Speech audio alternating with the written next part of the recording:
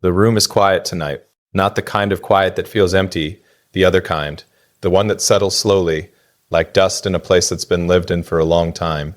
There's a small lamp on the desk. The light isn't very strong. It leaves parts of the room in shadow, and somehow that feels right. I've always thought you can think more clearly when everything isn't fully illuminated. Outside, the city is still awake somewhere. You can hear it if you listen carefully. Distant traffic, a door closing down the street, someone's footsteps passing by the building. But in here, it's just the sound of the clock and the quiet weight of memory. Earlier today, something strange happened. My name gets mentioned a lot in public spaces. Interviews, conversations, panels, broadcasts. It's a strange part of this life. Hearing fragments of yourself travel through rooms you're not standing in. But today was different. Your name came up. Not loudly, not in a dramatic way. Just casually, almost like an afterthought. A small moment that most people watching probably didn't notice at all. But I noticed. And the moment I heard it, something in me paused. It's strange how a single word can carry so much history. The room I was in suddenly felt quieter than it already was. Conversations around me continued. People moved papers across the table. Someone coughed softly. But inside my head, everything slowed down. Because hearing your name in a place like that, after all this time, it doesn't feel random. I don't really believe in coincidences anymore. Not in the way people usually mean it. Life has a way of weaving things together quietly. Threads you thought had ended sometimes appear again in places you didn't expect, and when that happens, you don't always know what it means. Sometimes it means nothing. Sometimes it means everything. Sometimes it means everything. Tonight I keep thinking about the first time we met, not the big details. Those fade faster than people expect. What stays are the ordinary things. The way you sat across from me and listened before speaking, the small pause you took before answering a question, as if you were making sure the words actually meant something before letting them leave your mouth. Most people don't do that. Most people talk to fill space. You never seemed interested in filling space. You were comfortable letting silence exist between sentences. I noticed that immediately. Back then my life was loud, not literally loud, but full. Demanding.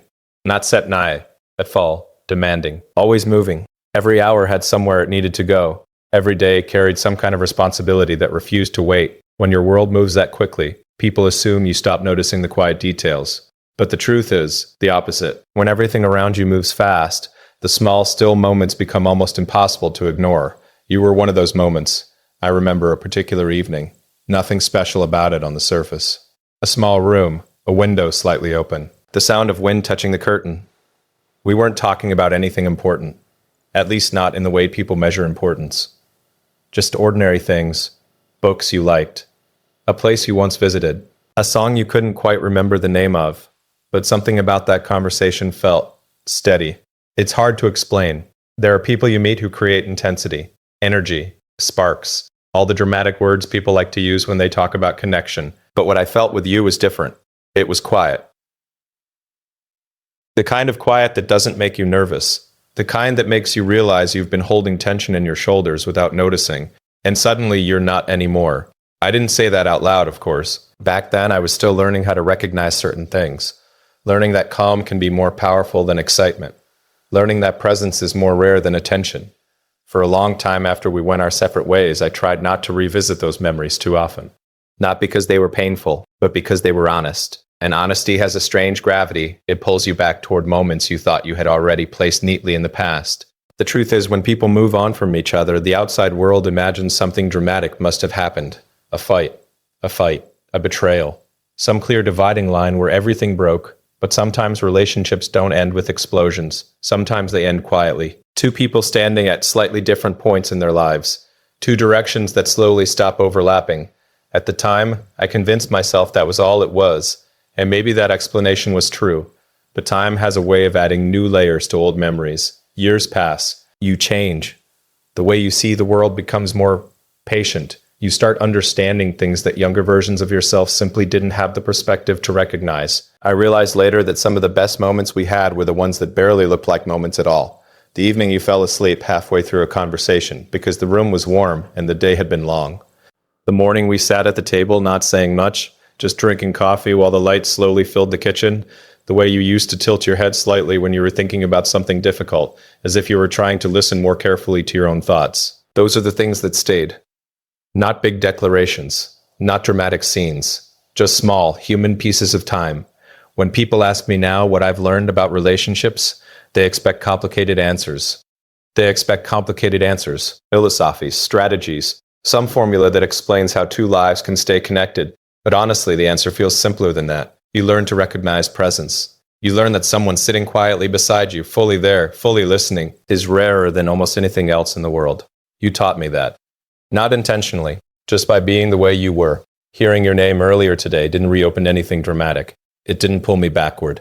If anything, it reminded me how much time has done its work. There was a period when memories of you carried a certain heaviness, not regret exactly, but something close to it. The feeling that maybe I had understood certain things too late. But tonight, sitting here, that heaviness isn't there anymore. What I feel instead is something quieter. Gratitude.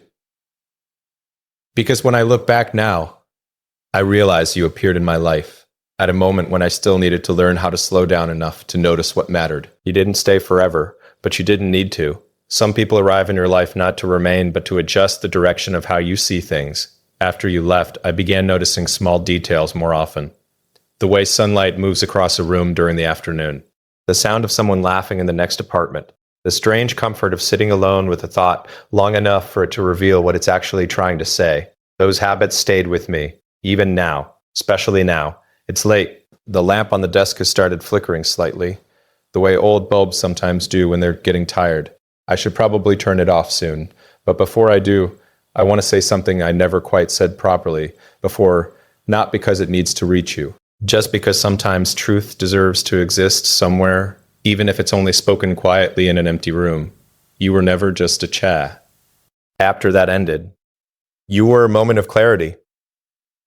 A reminder that even in a life filled with motion and expectation and responsibility, there can still be spaces where things slow down enough to feel real. I didn't fully understand that when we knew each other, but I do now. And oddly enough, hearing your name today didn't make the past feel closer. It made the present feel calmer, like a circle quietly completing itself somewhere far away. The clock on the wall just moved again, another minute. Another small piece of time passing the way it always does, without asking anyone's permission. I'm going to turn off the lamp now. The room will go dark, and the city outside will keep moving the way it always has. And somewhere out there, your life is continuing too. Different roads, different rooms, different nights. But still, part of the same wide, quiet world. That's enough. It really is.